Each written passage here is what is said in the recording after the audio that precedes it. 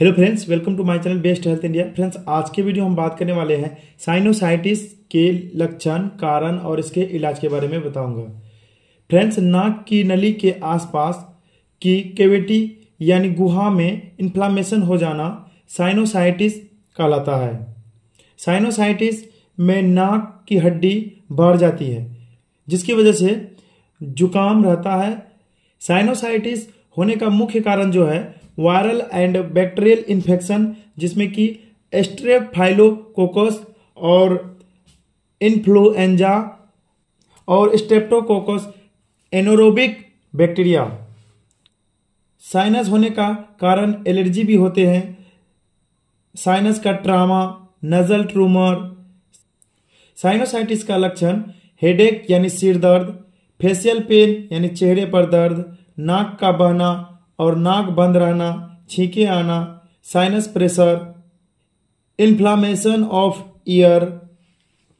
Sinusitis के treatment के लिए सबसे पहले ब्लड टेस्ट TLC और DLC करना चाहिए और नाक का एक्सरे करना चाहिए। साइनोसाइटिस के ट्रीटमेंट के लिए सबसे पहले स्ट्रीम यानी भाप देना चाहिए। टेबलेट एजिथ्रोमाइसिन 500 mg एक टेबलेट दिन में 3 से 5 डेज तक देना चाहिए। एजिथ्रोमाइसिन के जगह क्लाबाम 625 mg टेबलेट भी दिया जाता है।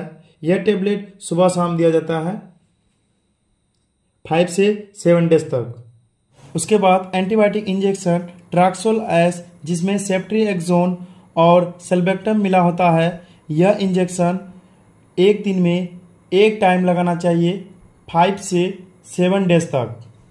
अगला medicine Montina L tablet antihistamine medicine है, जिसमें कॉम्पोजिशन लेवोसिट्रिजिन एंड मोन्टेलुकास्ट है। मोन्टिना एल टेबलेट सुबह शाम दिया जाता है। Vitamin tablet A to Z दिन में एक टेबलेट देना चाहिए। बुखार दर्द होने पर पैरास्टामोल टेबलेट दिया जाता है दिन में 2 से 3 टाइम। जरूरत पड़ने पर नजल स्प्रे भी दिया जाता है। ये सभी दवाई उपयोग करने से गैस, एसिडिटी, उल्टी ना हो, इसके लिए पेंटॉप डी सुबह खाली पेट दिया जाता है।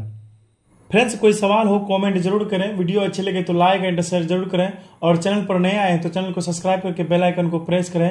Thanks for watching my video.